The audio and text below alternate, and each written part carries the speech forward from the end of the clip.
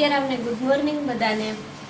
જો સવારના 7:30 વાગી ગયા છે અને મહાદેવની પૂજા કરી ને નાસ્તો ને કરી અને મારે જવાનું છે કોલેજે। અને મમ્મી અહીંયા હેત માટે નાસ્તો બનાવે છે કેમ કે આજે હેતને સ્કૂલે વહેલું જવાનું છે, સવારમાં નહીં, બપોરે એની સ્કૂલે કંઈક પ્રોગ્રામ છે જન્માષ્ટમીનો, એટલે જો વઘારેલી રોટલી હેત માટે બનાવે છે અને ટિફિન પપ્પા માટે બનાવ્યો છે, સંભારો ને બનાવવાનું છે, ભાત બટેકા બનાવ્યું, ભાત બટેકા બને છે ને હેત યાદ તો અત્યારમાં જાગી ગયો છે, જવાનું છે સ્કૂલે એટલે વહેલો। જો 11:30 વાગ્યા છે અને કોલેજેથી આવી ને મને કિયા ને બેને ભૂખ લાગી હતી તો અમે બે નાસ્તો લઈ આવ્યા અને પછી જો હવે કિયા નાસ્તો કરાય। શું છે એ બોલ તો ખરા।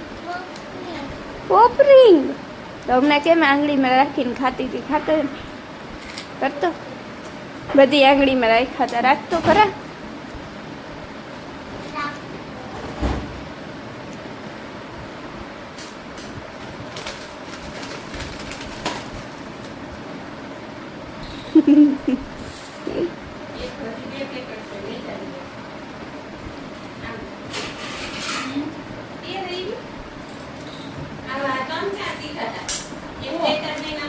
એમાંય નખરા કરતી કરતી હાલશે, જોઈ લે।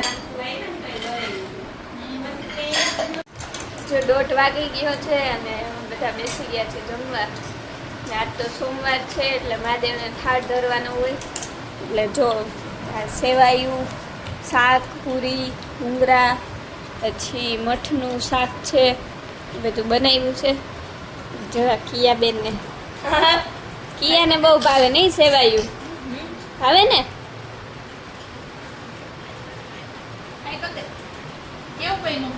કેવું બન્યું સેવાયું? મસ્ત કે લે મસ્ત બન્યું કે ટોપના પેટનું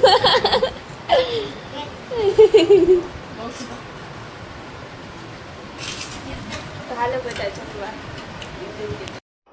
ને વાગી ગયા છે 5:30 અને અમે આવી ગયા છીએ શ્રી નંદન સ્કૂલમાં, જ્યાં જન્માષ્ટમી આવે છે તો અગાઉથી એનો કાર્યક્રમ હતો બધો, વાલાના વધામણા, મટકી ફોડ, જે જન્માષ્ટમીમાં કાર્યક્રમ હોય એ રીતના। અને જો અહીંયા કાનુડો બેસાડી દીધો છે અને ગુજરાતી ગીતોના કલાકાર ભાવેશ આહિર પણ આવવાના હતા અને એ ગીતોની રમઝટ બોલાવતા હતા। તો જો આ રીતનો હતો કંઈક પ્રોગ્રામ અને હજી આગળ મટકી ફોડનો અને વાલાના વધામણાનો કાર્યક્રમ છે, તો બન્યા રહેજો વિડીયોમાં।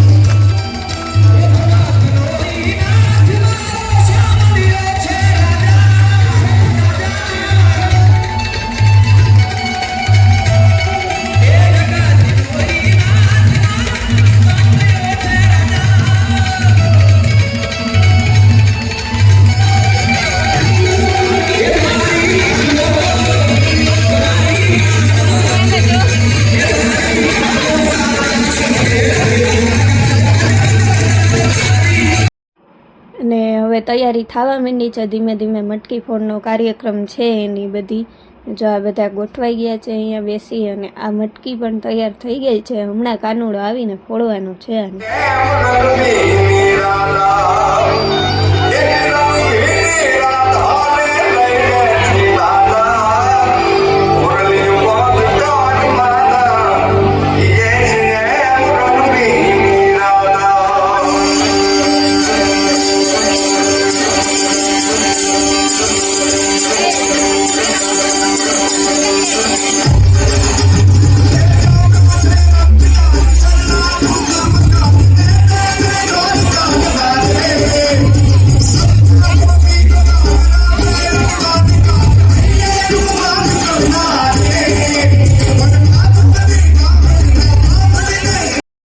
અને પછી કાનુડાને આવી રીતે ખંભા ઉપર બેસાડી અને ડમરું અને ઢોલ વગાડતા વગાડતા ને લઈ આવે છે અહીંયા મટકી ફોડવા માટે.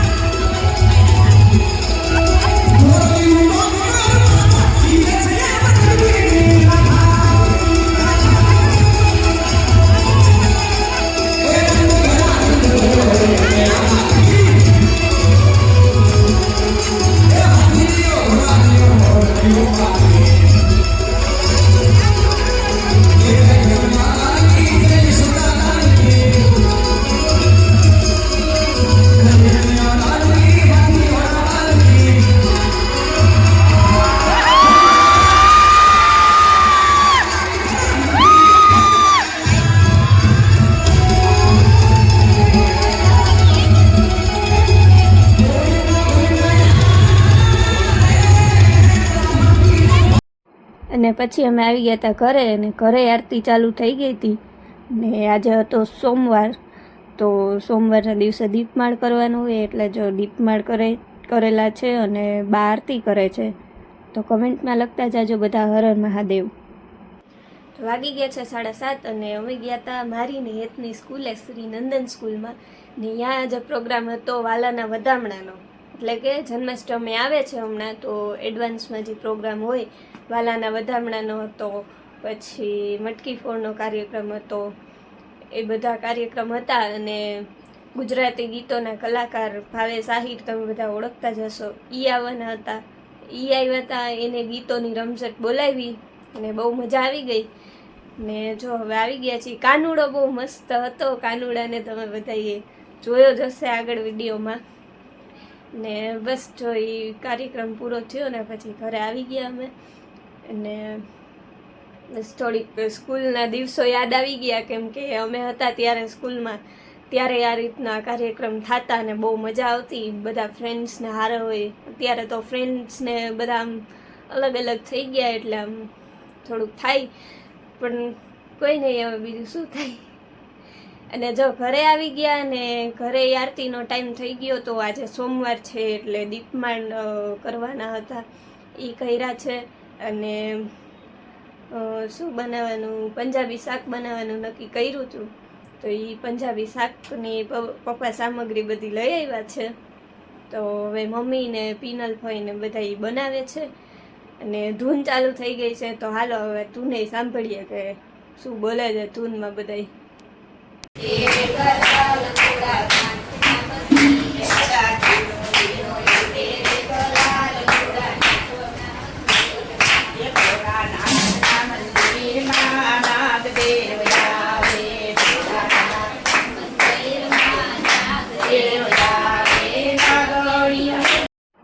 અને અહીંયા પંજાબી શાક બનાવવાની તૈયારી ચાલુ થઈ ગઈ છે. બધું વેજીટેબલ કટ થઈ ગયું છે, અને પીનલભાઈએ પનીર કટ કરી અને મસાલોને જે મિક્સ કરવાનું એ કરી નાખ્યું છે. અને હવે શાક બનાવશે.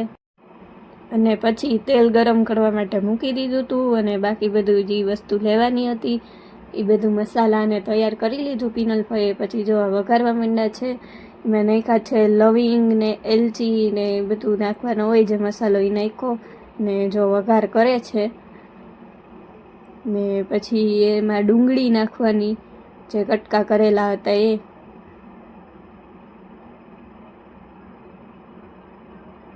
પછી આ નાખ્યું છે ગ્રીન ચટણી, એટલે કે પેસ્ટ બનાવ્યું હતું મરચાં ને આદુ ને લસણનું, એ નાખ્યું. અને એને બધાને મિક્સ કરી અને ગરમ થવા દેવાનું થોડીક વાર.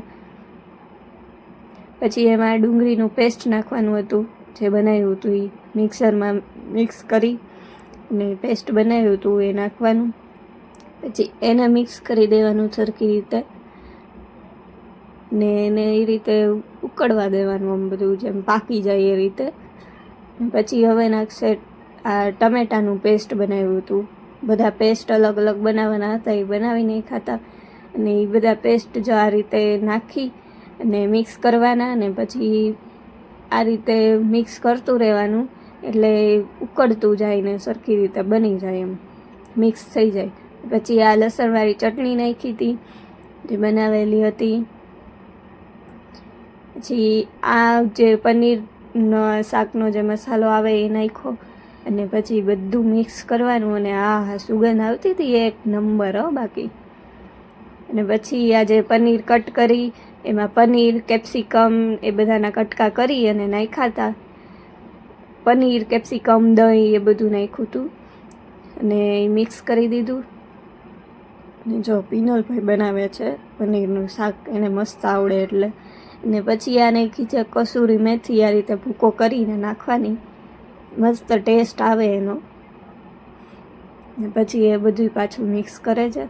મિક્સ કરતું રહેવું પડે, નહીંતર એ થોડુંક બળી જાય વચ્ચે. એટલે પછી કોથમરી ભભરાવી અને જે પનીર હતો એને ખમણીને નાખવાનું હતું.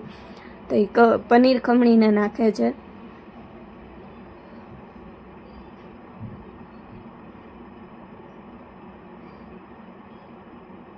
એક નંબર સુગંધ આવતી રહ્યો, બાકી બનાવતા હતા ને ત્યારે. અને જો બની ગયું છે પંજાબી શાક મસ્ત ટેસ્ટ મજાનું. કરીએ પછી ખબર પડે કેવું બન્યું છે. હમ. બની તો ગયું છે પણ ટેસ્ટ કરીએ પછી ખબર પડે. ના સુગંધ તો મસ્ત આવે છે એટલે આવે છે? મસ્ત બન્યું હોય છે. હા તો વાંધો નહીં. નક્કી ના હોય હો ભાઈ. ના ના સારું બને તારું. ટેસ્ટ કરીએ પછી ખબર પડે. ના તારું અસલ બને ને એટલે તું પછી એવી કઈ કીધું કઈ એમ બનાવ્યું તું તું એથી ક્યારેક બનાવ્યું તું ને આપણે હવે રેખા નેક્સ્ટ પાછી આવું ને ત્યારે તું બનાવજો ઓકે? ના ના મને નથી આવડતું. ના ના હું તને શીખડાવીશ. ના ના શીખવાડવા કરતા તું જ બનાવી ના ના હું તને એટલે પાછું તમારે ક્યારેક બનાવવું હોય ને તો વાંધો ન આવે. કાંઈ તું હા, અને જો આટલો બધો લોટ બાંધે છે. ઈ બધું કરી દઉં તો ખાલી વઘાર કરી દેવાનો. ક્રોસ કર દો તારા જેવું મને ના આવડે હા હા એટલે જ તારા ભાઈએ કીધું કે બનાવી કે પંજાબી શાક બનાવશે ને તો મને કાંઈ કોઈ કીધું જ નથી કે તું બનાવે. ના એને ખબર હોય કોને એટલે તું આવડે શીખતી નથી કા? એને ખબર હોય કોને શું વસ્તુ આવડે. હા.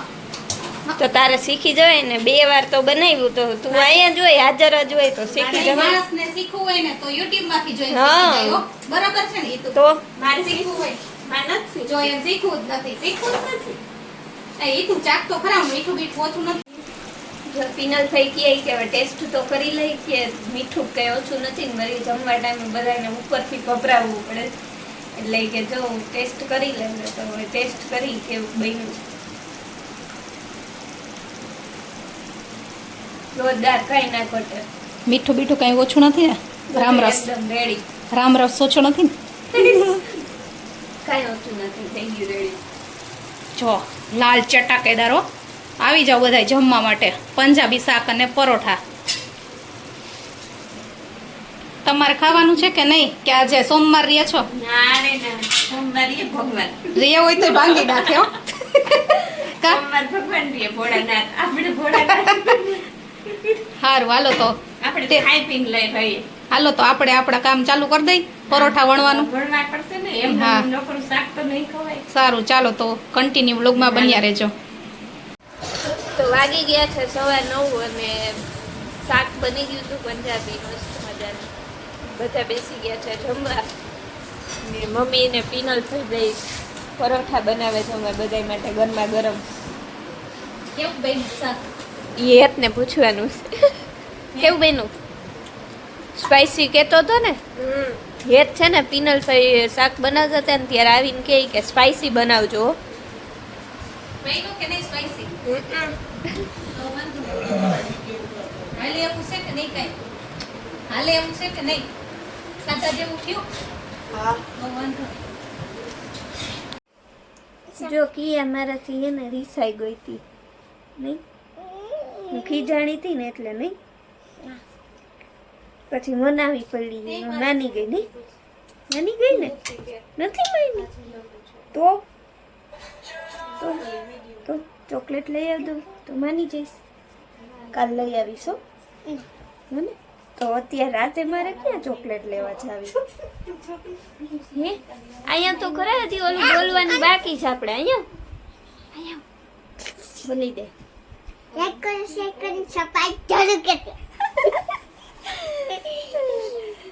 કે તો અમારો વિડીયો તમને ગમ્યો હોય તો વિડીયોને લાઈક કરી દેજો બોલ અમારો વિડિયો તમને ગમ્યો હોય તો લાઈક કરી દેજો ચેનલને સબસ્ક્રાઇબ કરી દેજો ચેનલને સબસ્ક્રાઇબ કરી દેજો અને કિયા કેવું બોલે છે એ કમેન્ટમાં જણાવી દેજો કે તો કેને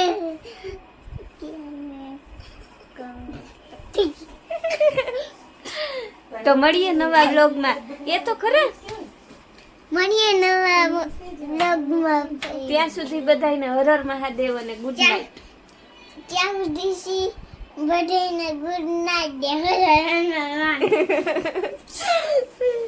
અડધા દાંત કાઢે ને અડધું બોલે ઈ.